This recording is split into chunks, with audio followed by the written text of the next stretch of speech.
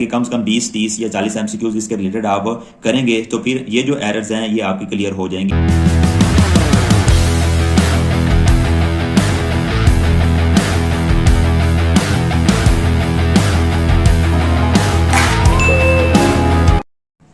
अगर आपने वो पिछला जो अभी तक हमने डिस्कस कर लिया उसको अच्छे तरीके से समझ लिया, अंडरस्टैंड कर लिया है, तो फिर अब जो मोस्ट इम्पोर्टेंट पार्ट है जो पीपीएससी, एफपीएससी या एनटीएस जो भी आपके कम्पिटिटिव एग्जाम्स होते हैं उनमें जो एरर्स आती हैं वो कहाँ से आती हैं।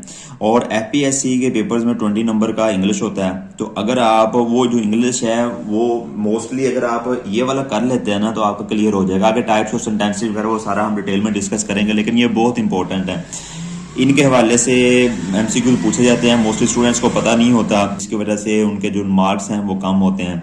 तो अब हम डिस्कस करते हैं कि जो पर्सनल प्रोनाउन है, प्रोनाउन को यूज करते हैं उसमें जो एरर्स होती हैं वो कहाँ कहाँ पे होती हैं और कैसे होती हैं। अगर किसी भी सेंटेंस के अंदर हेल्पिंग वर्ब इस्तेमाल हुआ है और उसके बाद प्रोनाउन लगाना पड़ जाए तो वो सब्जेक्टिव फॉर्म उसकी प्रोनाउन की लगेगी। फर्स्ट गोल कोई फिक्र है जिसके अंदर is am are was were आ गया, और is am are was were has have के बाद हमेशा अगर प्रोनाउन जो लगेगा वो उसकी कौन सी फॉर्म लगेगी, सब्जेक्टिव फॉर्म लगेगी। ये आपने याद करना है। मिसाल के तौर पर यहां पे लिखा हुआ है इट इज देम, यहां पे हेल्पिंग वर्ब इस्तेमाल हुआ है। अब यहां पे प्रोनाउन लगा है देम, लेकिन ये गलत है। हमने क्या पढ़ा है, अगर किसी भी सेंटेंस के अंदर हेल्पिंग वर्ब इस्तेमाल हुआ है, इज एम आर वाज वार इस्तेमाल हुआ है, तो उसके बाद जो भी प्रोनाउन आएगा वो उसकी सब्जेक्टिव फॉर्म लगाएंगे, ऑब्जेक्टिव फॉर्म नहीं लगाएंगे। ये इसकी ऑब्जेक्टिव फॉर्म है। तो अब देम जो ऑब्जेक्ट फॉर्म में है, देम क्या है, ऑब्जेक्टिव फॉर्म है। देम का सब्जेक्ट क्या होगा, दे, इसकी जगह पे क्या आएगा, दे। तो ये अब करेक्ट फॉर्म आ गई। ओके, नेक्स्ट है it is them who are ill. Them क्या है, ऑब्जेक्टिव फॉर्म है। यहां पे पहले क्या इस्तेमाल हुआ है, हेल्पिंग वर्ब। ये हमने पढ़ा हुआ है, अगर हेल्पिंग वर्ब इस्तेमाल हुआ है तो हेल्पिंग वर्ब के बाद जो प्रोनाउन इस्तेमाल होगा वो कौन सी फॉर्म में होगा, सब्जेक्टिव फॉर्म में। तो देम की सब्जेक्टिव फॉर्म क्या है, दे। तो ये आपकी करेक्शन होगी। ये छोटी छोटी एरर्स हैं जो पेपर्स में आती हैं और जो स्टूडेंट्स हैं वो गलत कर देते हैं। इन पे आप फोकस करें, प्रैक्टिस करें, हमारे ग्रुप को ज्वाइन करें, यूट्यूब चैनल को सब्सक्राइब नहीं किया सब्सक्राइब करें, टिकटॉक अकाउंट को फॉलो करें, और व्हाट्सएप ग्रुप में आने के लिए इस नंबर पे आप कॉन्टैक्ट करें, आपको ग्रुप में ऐड कर दिया जाएगा। तो हमारा पेड सेशन भी जल्द स्टार्ट हो रहा है जिसमें आप इनरोल होकर जो कंप्लीट लेक्चर है वो आपके साथ शेयर किए जाएंगे। प्रॉपर इसका टेस्ट सेशन होगा, एमसीक्यूज बेस पे टेस्ट लिए जाएंगे ताकि ज्यादा से ज्यादा आपकी प्रैक्टिस हो सके। व्हेन प्रोनाउंस, अब दूसरा ये देखें, अब कंपटीशन के लिए ना दो वर्ड इस्तेमाल होते हैं, एज या than. He is older than me. हम ये बोलते हैं ना कि he is older than me. अब मी ऑब्जेक्टिव फॉर्म है, वो गलत है। यही हम डिस्कस करने लगे हैं। किसी दो चीजों के दरमियान कंपैरिजन करने के लिए हम एज इस्तेमाल करते हैं या देन इस्तेमाल करते हैं। अब किसी भी सेंटेंस के अंदर अगर एज आ जाए या देन आ जाए, ओके, तो उसके बाद एज और देन के बाद जो आपका प्रोनाउन इस्तेमाल होगा वो भी सब्जेक्टिव फॉर्म में होगा। उसकी भी कौन सी फॉर्म होगी, सब्जेक्टिव फॉर्म होगी। When pronouns are used with than और as to express comparison, usually वो use the subjective form of pronoun. ये सारा मैंने आपको अभी एक्सप्लेन कर दिया। हम ये डिस्कस कर रहे थे कि अगर हेल्पिंग वर्ब इस्तेमाल हो सेंटेंस के अंदर और हेल्पिंग वर्ब के बाद अगर कोई प्रोनाउन इस्तेमाल होगा तो वो उसकी सब्जेक्टिव फॉर्म आएगी, जिस तरह हमने रूल नंबर 1 में डिस्कस किया था। तो अभी तक आपको रूल नंबर 1, 2, 3, 4 क्लियर नहीं है तो वीडियो को दोबारा देखें, उनके नोट्स बनाएं, उनकी प्रैक्टिस करें। और जो एमसीक्यूज हैं वो आपको व्हाट्सएप ग्रुप में शेयर किए जाएंगे पेड सेशन में, और टेस्ट भी इनका लिया जाएगा ताकि आपकी ज्यादा से ज्यादा प्रैक्टिस हो और आपकी जो कंफ्यूज हैं, छोटी छोटी मिस्टेक्स हैं, वो भी दूर हो जाएं। पेड सेशन के लिए आप इस नंबर पे कांटेक्ट कर सकते हैं। यूट्यूब चैनल को अभी तक सब्सक्राइब नहीं किया तो प्लीज सब्सक्राइब कीजिए। ये आपकी तरफ से इंकरेजमेंट होती है ताकि इस तरह का जो मटेरियल है मैं आपके लिए लाता रहूं। तो हम ये डिस्कस कर रहे थे अगर सेंटेंस के अंदर हेल्पिंग वर्ब इस्तेमाल हुआ है, जिस तरह इज है, मार, वाज वार, ये सारे हेल्पिंग वर्ब हैं, इनके बाद अगर कोई प्रोनाउन आएगा तो वो सब्जेक्टिव फॉर्म उसकी होगी।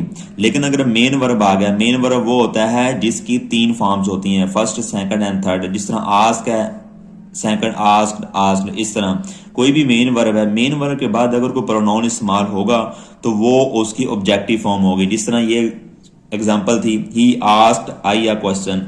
अब यहाँ पे मेन वर्ब आस्क्ड है, आस्क्ड के बाद हमेशा ऑब्जेक्टिव फॉर्म इस्तेमाल होती है, सब्जेक्टिव नहीं होती। आई की ऑब्जेक्टिव क्या है? मी, तो ये इसका करेक्ट आंसर होगा।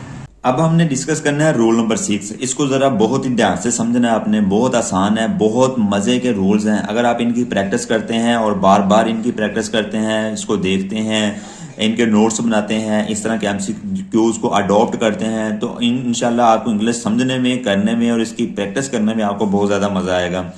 अच्छा, अब हमने ये देखना है अगर दो प्रोनाउन इस्तेमाल हुए हैं किसी सेंटेंस के अंदर, जिस तरह सपोज दैट इस्तेमाल हुआ है आई एंड यू, किसी सेंटेंस के अंदर दो प्रोनाउन इस्तेमाल हुए हैं, आई एंड यू इस्तेमाल हुआ है। अब हमने इसका सेंटेंस के अंदर अगर और इनको हमने एंड के साथ आपस में जोड़ दिया है, आई एंड यू या you and I, okay, you and आई, दो प्रोनाउंस हैं, उनको हमने एंड की वजह से, एंड के से हमने मिला दिया है। अब इसके बाद हमने जो प्रोनाउन लगाना है, यानी कि जो ऑब्जेक्टिव फॉर्म इसकी लगानी है, तो वो प्लूरल की लगाएंगे ना। अब वो प्लूरल किसके लिहाज से होगा? यू के लिहाज से या आई के लिहाज से? अगर सेंटेंस के अंदर यू एंड आई इस्तेमाल हुआ है तो फिर आप उसकी जो प्लूरल फॉर्म लगाएंगे, जो ऑब्जेक्टिव लगाएंगे, ऑब्जेक्टिव फॉर्म लगाएंगे प्रोनाउन की, वो आई के लिहाज से लगाएंगे।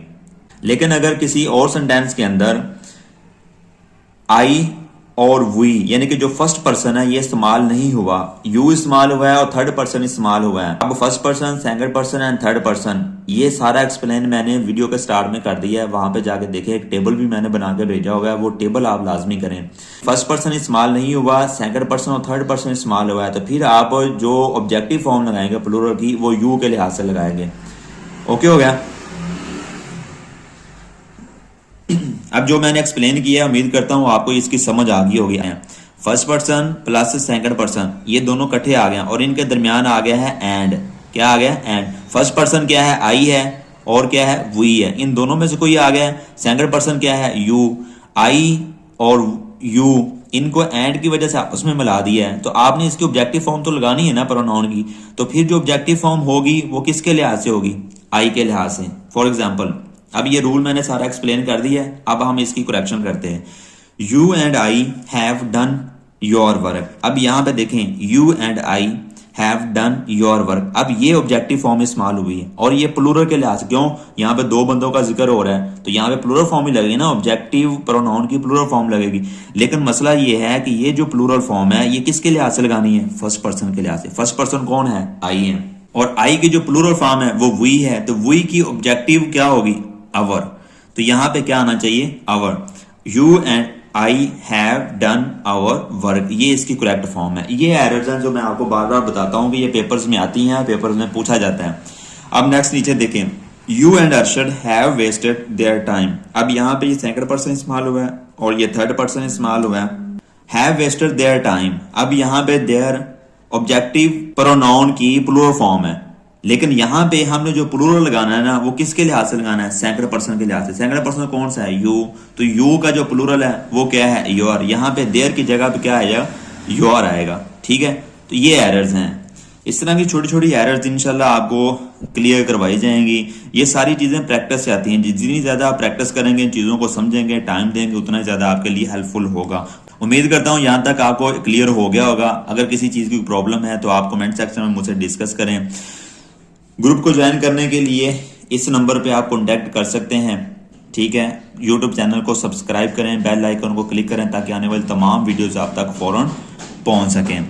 नेक्स्ट है अपोस्ट्रोफी के रिलेटेड। अपोस्ट्रोफी होता है, ये वाला साइन जो है ना अपोस्ट्रोफी को शो करता है। अपोस्ट्रोफी ओनरशिप को शो करने के लिए या मलकियत को शो करने के लिए हम इस्तेमाल करते हैं। ये ऑफ की जगह पे इस्तेमाल होता है। पीछे हमने पोजेसिव प्रोनाउन पढ़ा है जिसके एंड पे हम यूज करते हैं एस, इट्स, योर्स। तो मोस्टली जो स्टूडेंट्स करते हैं वो इसके साथ अपोस्ट्रोफी लगा लेते हैं।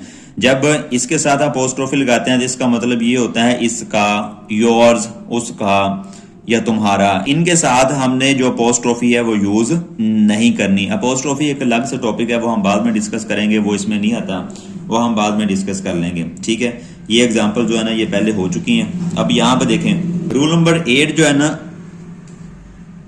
ये मोस्ट इंपॉर्टेंट है। ये सीक्वेंस के हवाले से प्रोनाउंस के, हमने जो प्रोनाउन इस्तेमाल करते हैं first person, second person, third person, ये किस तरह इस्तेमाल करने हैं। ये दो पर्पस के लिए, अगर गुड डीड्स हैं बैड डीड्स हैं, अगर कोई अच्छा काम है, अच्छे काम को आपने रिप्रेजेंट करना है, अच्छे काम के लिए बताना है, तो फिर आपने क्या करना है, सबसे पहले आपने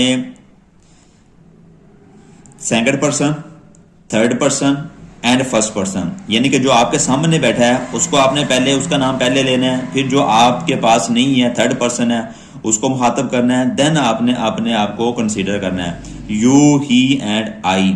अच्छे मकासद के लिए जब आपने अच्छी बात जिक्र करनी है, कोई अच्छा काम हुआ है, उसको आपने पजीराई देनी है और उसमें आप भी शामिल हैं, तो उसके लिए हमने ये सीक्वेंस रखना है, second person, third person and first person. लेकिन अगर कोई बुरा काम है, गलत काम हो गया है, फॉल्ट कोई पड़ गया है, उसको आपने डिस्कस करना है, कोई नुकसान हो गया है तो उसको आपने एक्सेप्ट कर रहे हैं, तो फिर आपने क्या करना है, इसको उल्ट कर देना है। ये फर्स्ट पर्सन पहले आ जाएगा, थर्ड पर्सन एंड यू जो आपके सामने है वो सेकंड पर्सन है, उसको आपने एंड पे रखना है, I, he and you. For example, I, you and he went to say prayers, नमाज पढ़ने के लिए जा रहे हैं, तो ये इबादत करने के लिए जा रहे हैं, अच्छी बात है, तो लेकिन सीक्वेंस गुड डीड है ना, तो गुड डीड के लिए ये सीक्वेंस होना चाहिए। तो यहाँ पे ये वाला किधर यू है, यू पहले आ जाएगा, ठीक है, उसके बाद क्या आएगा, सेकंड पर्सन वो ही है, तो यहाँ पे ही आ जाएगा, एंड आई, तो आई क्या आ जाएगा यहाँ पे, आगे बाकी वैसे ही है।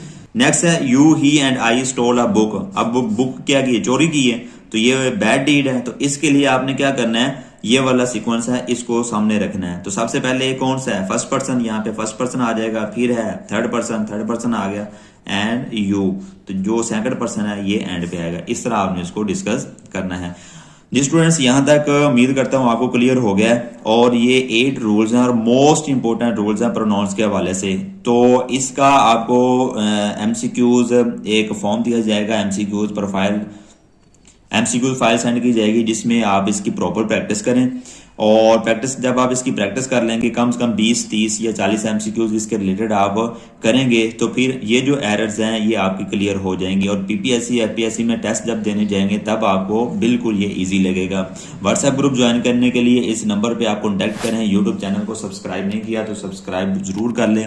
नेक्स्ट लेक्चर में प्रोनाउंस के हवाले से जो एरर्स रहती हैं वो हम इंशाल्लाह डिस्कस करेंगे।